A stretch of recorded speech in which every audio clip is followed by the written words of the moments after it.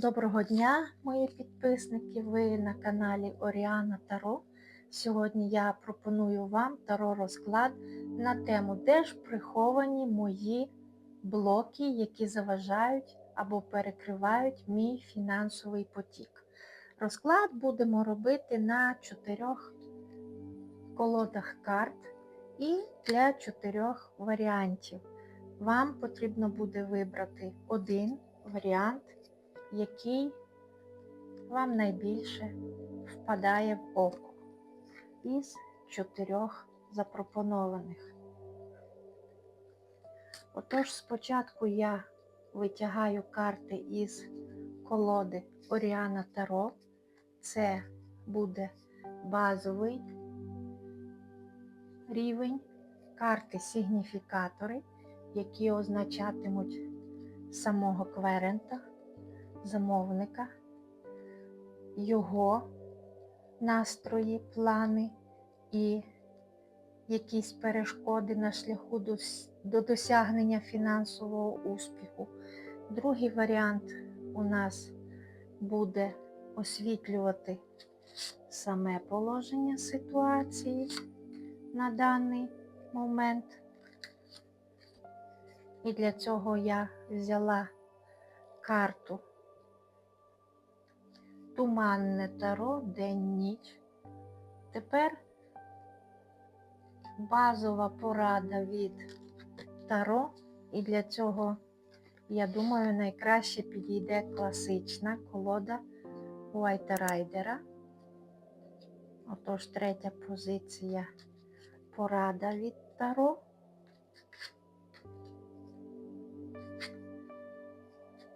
І четверта колода нам підкаже, чим же може в результаті вирішитись дане питання фінансового потоку або перешкод, які заважають даному потоку. І для цього я беру ельфійську весну, дуже цікава, позитивна колода. Можливо, вона нам підніме настрій. Тож почнемо. Даю вам кілька секунд, аби ви зорієнтувались та вибрали саме той варіант, який для вас підійде найбільше. Почнемо з першого варіанту. Подивимось, що ж у нас є на позиції карти сигніфікатора. І це у нас іде диявол, старший аркан Таро. У Оріані Таро він як змій-спокусник, це 15-й старший аркан. І в принципі диявол не є чистим злом або темрявою. Це скоріше обличчя підступності, якоїсь хитрості, пороку, хтивості, гріховності, але це не є темрява або чисте зло. Скоріше за все, для вашого варіанту гроші, фінанси, фінансовий успіх, багатство – це є запорука стабільності життя, надійності, того якоря, який дозволяє триматися і протистояти життєвим штормам і бурям. І, напевно, ви любите робити покупки, не рахуючи, скільки грошей знаходиться у вас в кишені на даний момент. Друга карта, яка нам підказує про блоки. Ну, що ж, тут четвірка мечів і, в принципі, карта може трактуватися по-різному. Варіант перший. Не завжди стан вашого здоров'я дозволяє виконувати якісь певні фізичні навантаження або якусь певну роботу, яка могла б принести достойний заробіток. Другий варіант. Ну, тут почнемо із приповідки, що між дубцею і диваном долар не пролітає. Інколи ви трохи повинні з оглядкою признатися самим собі в тому, що лінь буває ключовим фактором невдалого пошуку заробітку. Інколи ви просто не бачите чи не маєте змоги побачити джерело заробітку. Тобто воно гіпотетично є, існує, але ви його просто не фіксуєте для себе як можливе джерело заробітку. Тобто втрачаєте шанси. І третя карта – це двійка жезлів. Вона відкриває, в принципі, довіру і недовіру. А тут цікаво в позиції, хто ж кому більше не довіряє. Чи ви, як людина, котра йде влаштовуватись на роботу для пошуку заробітку, не довіряє сама собі, чи роботодавець не довіряє вам, як людині, яка зможе виконувати дані завдання і навантаження. Чи, можливо, ви не довіряєте своїм партнерам, а вони скоса за вашою спиною провертають теж якісь темні оборудки, якщо у вас приватний якийсь дрібний власний бізнес. Тобто ключовий момент прихований у довірі, взаємодовірі, відкритості, взаємопідтримці. Таро ельфійське нам розповідає про правильність орієнтації на місцевості. Тобто тримай ніс по курсу.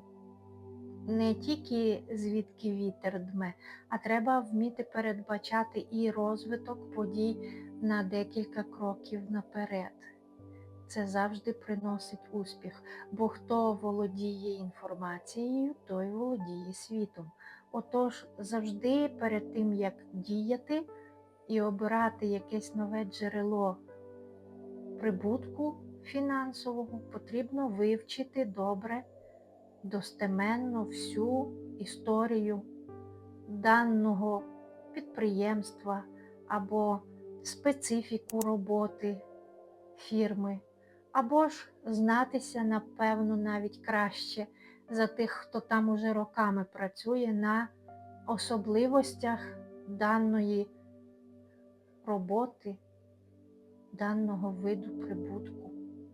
Тобто знання завжди не будуть зайвими, вони не тягнуть за вашою спиною, вони тільки допомагають і полегшують вибір того фінансового шляху, який ви хочете для себе знайти.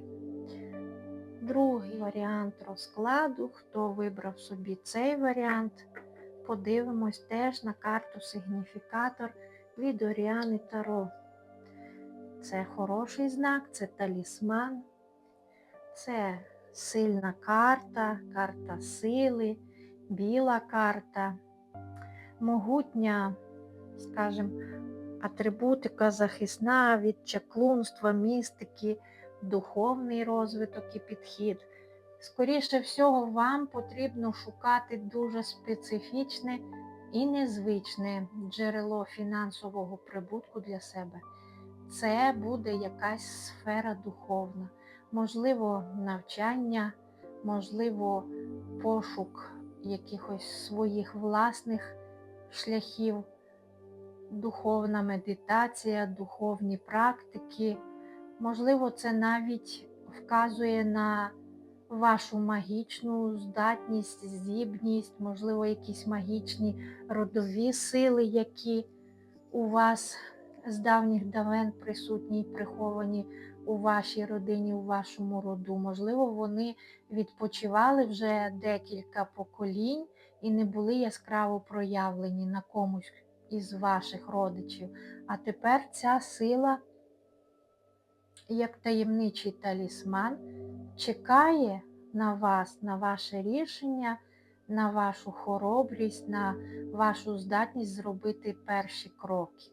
Але це, можливо, і найважчий шлях для отримання фінансів і прибутку, тому що, певно, всякі навіть і енергетичні, і таланти, вони повинні бути оплачені, але з іншого боку, специфіка роботи з людськими долями, проблемами, вона завжди дуже важка, дуже особлива. Дев'ятка кубків підказує про почуття, про різнопланові почуття. Тут прийдеться не вникати в долі інших людей, не співпереживати, не перейматися дуже чужими проблемами, бідами, бо можна швидко згоріти, як свічка самому. Тут слід якось так збоку дивитись опосередковано, контролюючи власні емоції, власні енергію, сили, заземлятися, очищатися. Тобто це важкий, навчальний, довгий час, період, коли ви самі повинні будете пройти той шлях від учня до майстра. Бо хто вже став на цей шлях, то дороги вороття немає. Але карта каже про те, що уже запущено процес, він активно розвивається, зупинити його практично неможливо. Ви вже стоїте на цьому шляху, і він ваш. Одне із дуже неспецифічних джерел фінансового прибутку. Але у вашому випадку це отак.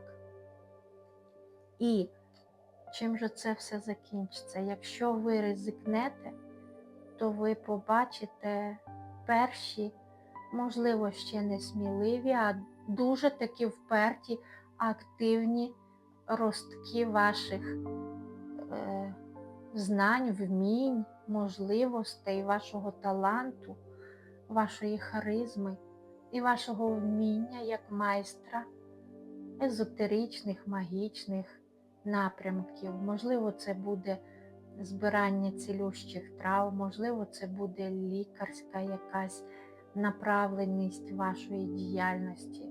Можливо, це навіть практики масажу, точечного шіацу чи техніка рейкі. А можливо, це і якісь інші магічні напрямки. Тобто ви вже самі відчуєте, де ваша ніша можливості заробити фінанси. Така цікава можливість. Третій варіант. І Оріана Таро нам розповідає про дуже земне, сімейне життя. Лада – це богиня ладу, сімейного життя, це імператриця, це богиня любові, родючості, гармонії, уособлення жінки в магії. Скоріше за все, вам не потрібно шукати якусь роботу або підзаробіток. Ви домогосподарка або господар, який повинен в першу чергу наводити лад у себе, в своїй сім'ї, в своєму подвір'ї, в своєму домі. Можливо, хтось буде будувати з нуля цей дім, як сімейне гніздо. Можливо, у когось написано по роду збудувати дуже міцну, велику сім'ю, де буде багато дітей, де під одним кровом будуть жити, може, навіть і 3 покоління. Діди, батьки, діти і внуки. І, напевно, талант жінки не стільки заробити гроші, скільки розподілити їх правильно, аби на все завжди вистачало. Це теж своєрідний талант і вміння. колісниця долі заведе вас не в якісь далекі краї для того, щоб заробити кошти на життя, а це якраз ваш дім, ваша сім'я, ваша родина, ваш будинок, ваше подвір'я, ваші домашні тварини, улюбленці, ваш городчик. Тобто це хобі ваші, улюблені заняття, це присвята себе творчості. Можливо, хтось вишиває, хтось малює, хтось робить руками якісь дуже цікаві, цінні речі, хтось робить меблі власноруч або ріже по дереву. Тобто це все те, що може принести вам прибуток фінансовий і зроблено саме вашими руками. Хтось вирощує вазони, а хтось, наприклад, овочі і фрукти і продає з свого особистого городу. Король мечів. Це така енергія впертості, настирності, послідовності. Можливо, характер у вас достатньо емоційний, взривний, але це якраз і підганяє вас та всіх навколишніх до дії. Ви не любите очікувати, сидіти довго на місці, склавши руки. Ви все робите власноручно. Хочеш, щоб було добре, зроби сам. Ось карта якраз підказує про те, що людина кує свій добробут, достаток власноручно. Займаючись тею працею, тим видом роботи, який у неї виходить як найкраще. Тут можна перелічувати сотні професій, які можуть власними руками давати вам дохід. Ковальство. Це коваль-чарівник, він найперша людина на все село. До нього йдуть при будь-якій потребі. Це і тепличне господарство, де ви серед зими і морозу вже вирощуєте перші овочі, фрукти, ягоди, зелень, за якою очікують у колійці, у черзі всі ваші сусіди. Це можливо і випікання якихось кондитерських виробів, які найсмачніші у всій області. Тобто оберіть саме те, що найкраще буде виходити у вас. Це нелегка дорога, досить важкий поступальний шлях, але хто йде маленькими кроками, найпевніше досягне своєї цілі. Основне не здаватися, не збиватися і пам'ятати, що лиха біда початок, але той, хто почав, то потім воно якось уже само стає на свої місця. І якщо ти впевнений у своїх діях, то в кінці кінців всі ваші починання будуть мати винагородження. Четвертий варіант. Цікава карта Купіль. Чаша із святою водою, хрещення, ініціація, наповнення. Грааль життя. Найбільш таємнича, цікава карта. З одного боку, для жінки це може бути і народження дітей. А якщо не дає природа можливості народжувати власних дітей, можливо, це організація великого, щасливого домашнього будинку, де під однією, скажімо, кришою буде зібрано багатьох дітей з дитячих будинків, які втратили своїх батьків, свою родину, і от ви їм даєте друге життя, другий початок долі іншої зовсім. І любите як своїх власних. От об'єднання під одним дахом великої, дуже дружної, щасливої, радісної сім'ї. Дати нове життя, новий початок для багатьох дітей. Рицар мечів. Якась новина, можливо, якась організація саме допоможе вам розпочати цю справу.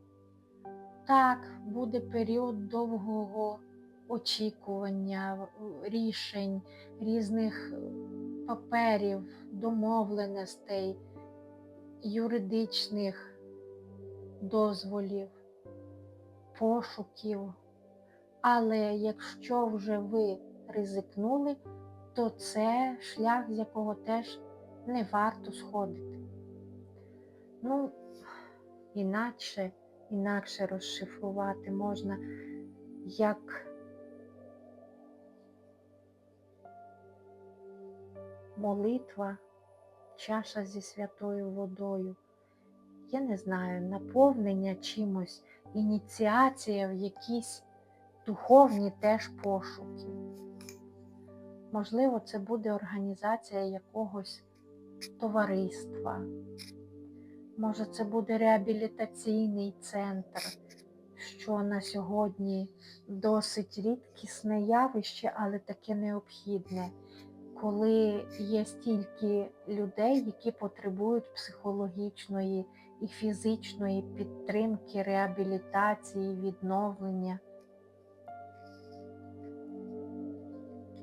І знову таки спокуса, знову диявол. Це велика спокуса не впасти у протилежне, негативне, збагачувальне, скажімо так, русло від прибутку. Тобто, якщо вам будуть допомагати фінансово різні меценати, організації, то тут є велика спокуса на себе витратити зібрані кошти, десь щось приховати, зекономити або просто збагатитися самому. І це буде темна сторона даного джерела прибутку. Розумієте, ось вогник серед ночі в темному лісі.